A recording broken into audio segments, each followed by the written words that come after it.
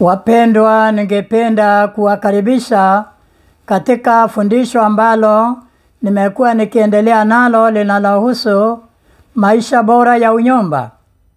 Bila kunena mengi, ningependa niwakumbushe ya kwamba nimekuwa nikiendeleza mfululizo wa mafundisho yanayohusiana na kujenga nyumba bora na pia na mambo ya kiroho. Niliwaahidi ya kwamba nitakuja kufundisha juu ya amri 10 za Mungu na amri 10 za familia. Ukweli ni ya kwamba hakuna serikali ambayo haina sheria. Serikali ya mbingu ina sheria, serikali za dunia zina sheria, na hata serikali ya kifamilia ina sheria. Ikiwa hujajua sheria za familia, leo ningependa nikutajie baadhi ya sheria hizo. Basi napenda niwaambie ya kwamba wakati maandiko yalipoandikwa, tunapata ya kwamba Musa ambaye alikuwa ni mmoja wa wana wa Israeli waliokuwa utumwani Misri, aliitwa na Mungu ili kuongoza wana wa Israeli. Wasomaji wa Biblia na hata wale wa Korani wanajua kwamba Mungu alimpatia Musa amri 10 ambazo zingeongoza watu wake, sheria ambazo ni msingi wa upendo wake. Sheria hizo kwa kifupi, nataka niseme ya kwamba ukienda katika Kutoka 20 utapata Mungu akitangaza amri 10 akiwa katika mlima Sinai. Kutoka 20 fungu la 3 hadi 17 utapata Mungu akieleza amri 10. Sasa nataka niwaambie ya kwamba baada ya Mungu kutangaza zile amri 10 katika mlima Sinai, alimuita Musa ili aende ampatie amri hizo zikiwa zimeandikwa katika mbao 2 za mawe. Basi nataka nisome Kutoka 31:18. Inasema, hapo Bwana alipokuwa amekwisha zungumza na Musa katika mlima Sinai, akampa hizo mbao 2 za ushuhuda, mbao 2 za mawe zilizoandikwa kwa chanda za Mungu. Mungu akampa Musa amri 10 ambazo ziliandikwa na kidole chake mwenyewe. Basi amri hizo tutakuwa tunajifunza moja kwa moja, hatutajifunza zote mara moja. Sasa nataka leo tuangalie amri ya kwanza. Kutoka 20 fungu la 3 inasema, usiwe na miungu mingine ila mimi. Sasa nataka tujiulize, kwa nini akatoa amri hiyo? Anasema usiwe na miungu mingine ila mimi. Kwa nini? Mbona akasema hivyo? Kwa nini alisema hivyo? Nataka niwaambie ya kwamba Musa pamoja na wana wa Israeli walipokuwa katika nchi ya Misri, walichangamana ama waliishi katika nchi ambayo watu waliabudu jua badala ya kuabudu Mungu. Waliishi katika nchi ya Misri ambayo watu waliabudu mwezi badala ya kumwabudu Mungu. Sasa nataka niwaambie ya kwamba hao wa Misri na Wayunani walikuwa wanaabudu Mungu jua na mwezi. Sasa sikiliza, jua na mwezi ni Mungu aliumba. Sasa wao wakiangalia mwezi juu mbinguni, wakiangalia jua, wanadhani huyo ndio Mungu, wakawa wanamwabudu. Sasa ndio tunaona kwanza, kwa mfano kama ni wale Wagiriki ama Wayunani, waliabudu Mungu jua na mwezi. Kama nilivyowaambia, Mungu jua walimuita Helois. Alafu Mungu mwezi aliitwa Selene, pia aliitwa Aritemi. Pia Aritemi alihesabiwa kuwa pia ni ndanda pasa wa Apollo. Kwa kifupi ni ya kwamba Wagiriki na Wamisri waliabudu Mungu jua, Mungu mwezi. Wakitazama mbinguni wakiona jua, wanadhani ni Mungu. Na ndiposa Mungu alipokuwa anatoa amri 10, akatoa amri ya kwanza kusema usiwe na miungu mingine ila mimi. Nataka niwatajie mafungu maana sina muda wa kuelezea. Ukienda katika kitabu cha Yeremia 8 fungu la 2, Mungu alikataza watu kuabudu jua na mwezi. Yeremia 8 fungu la 2. Ukienda Kumbukumbu la Torati 4:19 inasema ukiangalia ama usiangalie jua. Hilo nitasoma maana hilo peke yake linatosa kukaba yote. Kumbukumbu la Torati ni 4 alafu na mstari wa 19. Kumbukumbu la Torati 4 na mstari wa 19 inasema 4:19 inasema tena usije 4:19 tena usije ukainua macho yako juu hata mbinguni, na ulionapo jua na mwezi na nyota jeshi la mbinguni lote pia ukashawishiwa na kuviabudu na kuvitumikia, ambavyo Bwana Mungu wako amewagawanyia watu wote chini ya mbingu. Anasema usiangalie juu uone mwezi, uone jua, uone nyota, uabudu. Maana hizo ziliumbwa na Mungu. Ama njia nyingine ni viumbe. Mungu aliumba jua, mwezi na nyota. Kwa hivyo anasema tusiabudu. Ndio sababu akatoa amri ya kwanza ili wakatase watu kutoabudu kitu ambacho kimeumbwa. Kumbuka hiyo, kitu ambacho kimeumbwa. Alafu ukienda Ezekieli 8:16, Ezekieli anasema ya kwamba aliona watu wakiabudu jua. Ezekieli 8:16 anasema aliona watu wakiabudu jua. Waliheshimu jua sana. Ezekieli 8:16. Ezekieli akaona hayo na akayaandika. 8:16. Ezekieli 8:16. Ezekieli aliona watu wakiabudu nini? Wakiabudu jua. Hayo tutakuja kuelewa baadaye, lakini hebu nisome fungu hilo nalo pia. Ezekieli 8:16 inasema 8:16 inasema wala samahani nimeenda 18 bandala ya 8:16.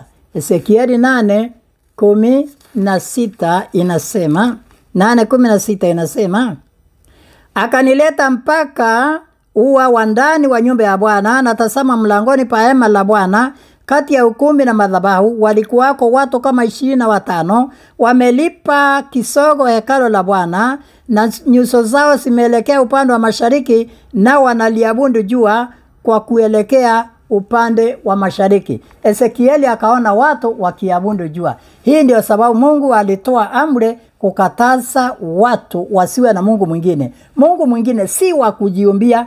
Ya pili nasema usijifanyie sanamu. Lakini hii usiwe na miungu mingine ila mimi, Mungu mwingine ila mimi. Yaani yule ameumbwa, si yule umejiumbia, yule ameumbwa.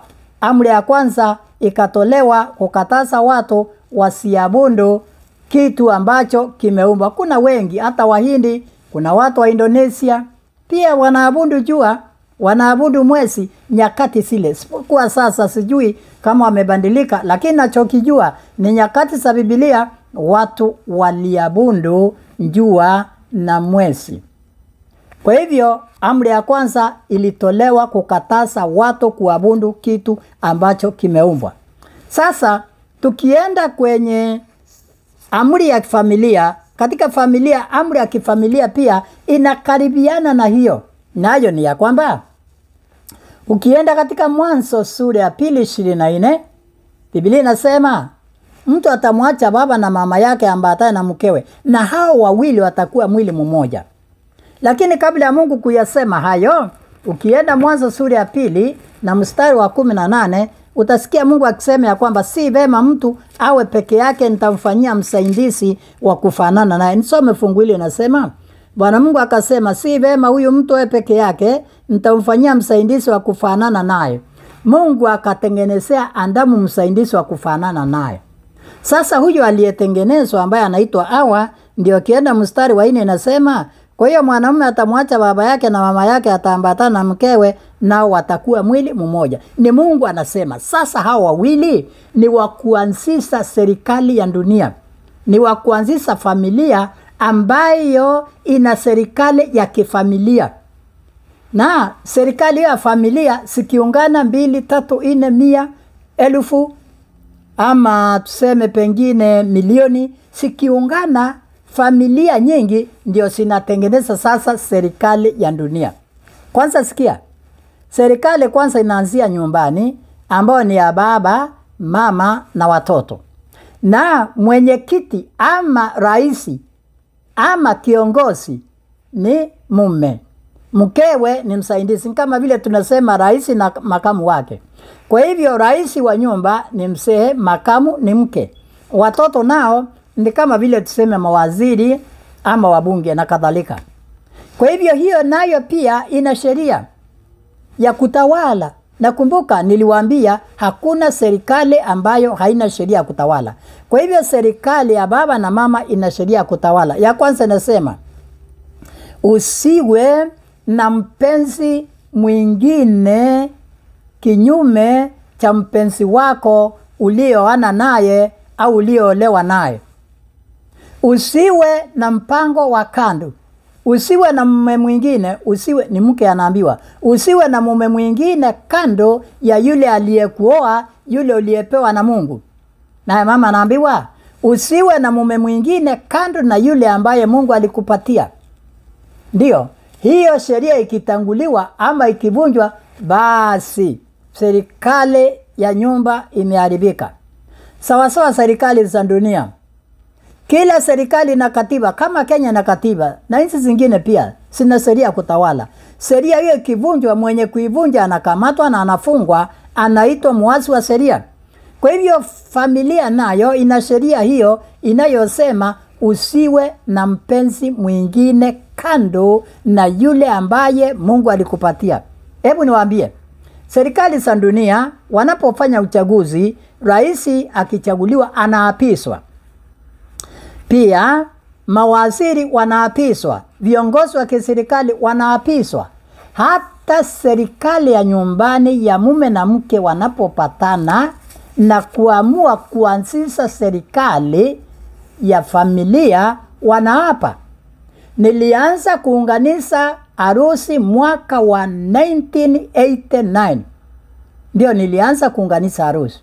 Na nakumbuka nikiwaapisa bwana na bibi ama mume na mke.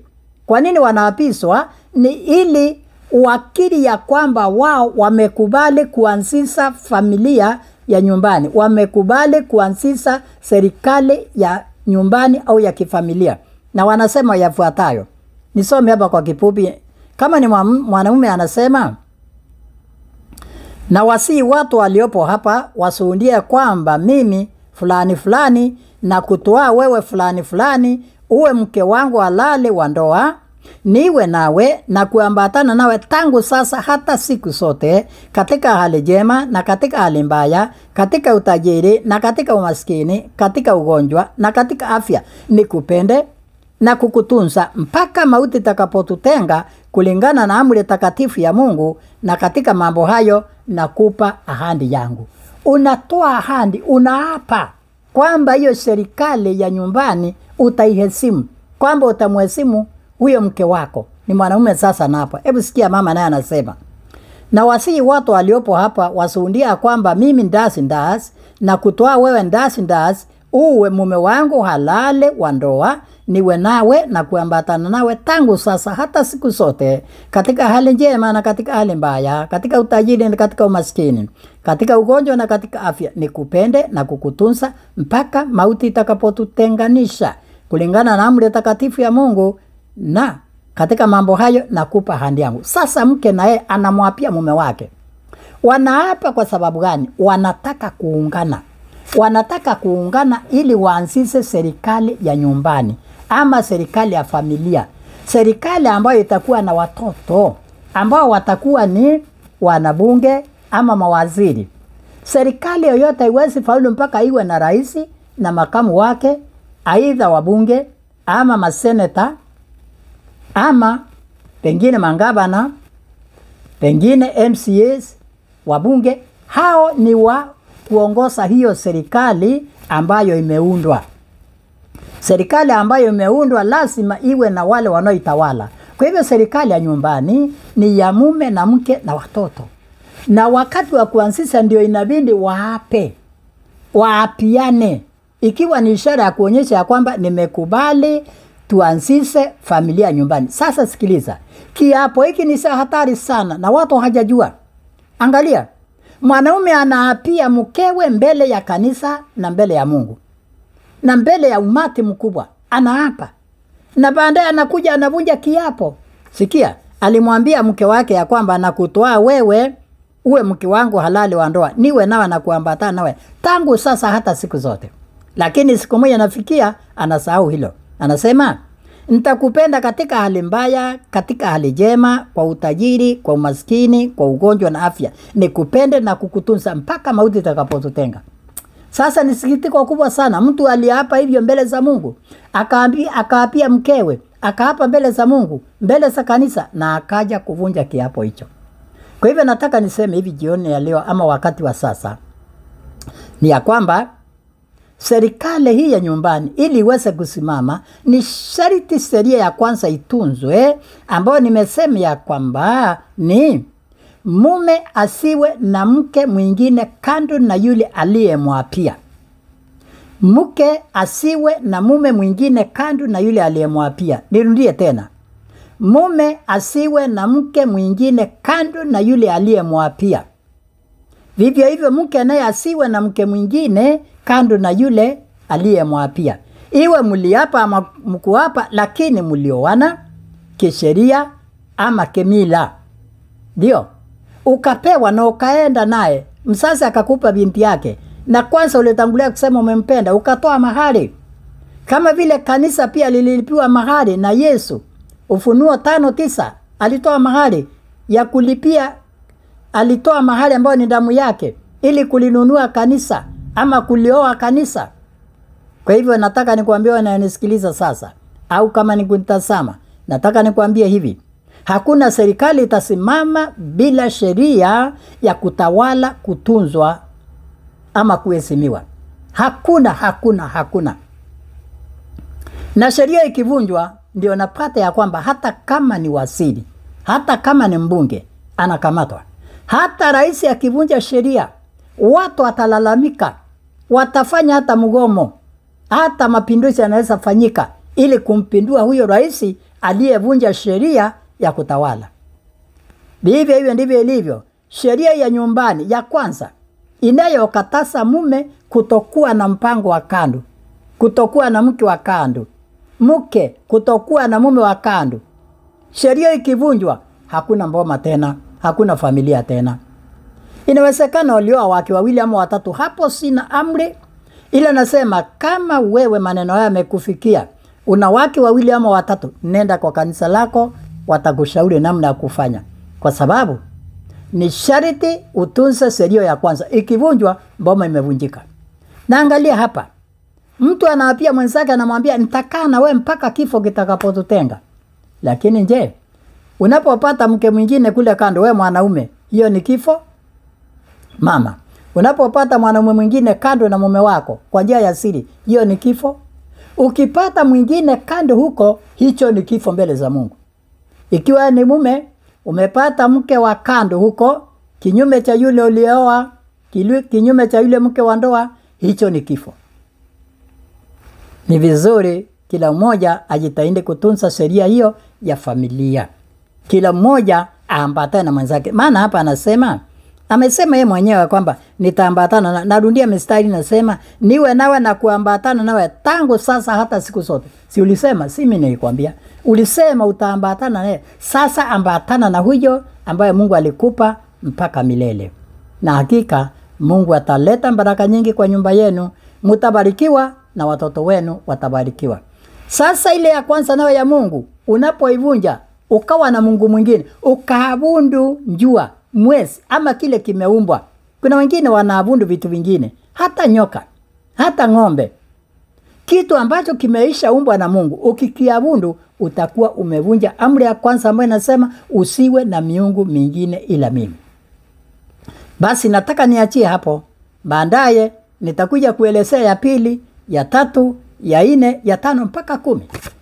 Ninaweza kuleta mambo katikati, lakini nitahakikisha ya kwamba sote 10 nimefundisha. Ndio, unaweza ukawa na swali, nenda kwenye channel ya YouTube yangu, tafuta jina Pastor Mutuma Senior. Kienda pale andika swali ama comment yoyote, andika. Na ikiwa ndio mara yangu ya kwanza kuniona, na kushauri ufanye hivyo. Nenda kwenye channel ya YouTube yangu, tafuta jina Pastor Mutuma Senior. Utapata mafundisho mengi ambayo nimewahi kufundisha. Hata makosa mengi ambayo nimeeleza ya waume na wake ambayo yanapaswa kuachanwa nayo ili kujenga nyumba ya amani na furaha. Lakini pia zaidi, nikifundisha fundisho, ukitaka lije kwako mara moja, lije kwako mara moja. Kitaka lije kwako mara moja, naomba usubscribe. Na inataka niwashukuru wote walio subscribe, kwa sababu mara ninapofundisha, fundisho linaingia kwenye simu yao mara moja, hata kama imefungwa linaingia kwenye simu yao mara moja. Asante kwa kunisikiliza. Mungu wa amani akusaidie kuheshimu ile amri ya kwanza ya Mungu ambayo inasema usiwe na miungu mingine ila mimi. Na pia sheria ya kwanza ya familia ambayo inasema mume asiwe na mke mwingine kando na yule wa ndoa, wala mke asiwe na mume mwingine kando na yule wa ndoa. Ni maombi yangu ya kwamba Mungu awasaidie pamoja nami tutunze sheria hizo, sheria ya Mungu na ya familia, na hakika tukifanya hivyo Mungu atasindi kusimama pamoja nasi. Asanteni sana kwa kunisikiliza.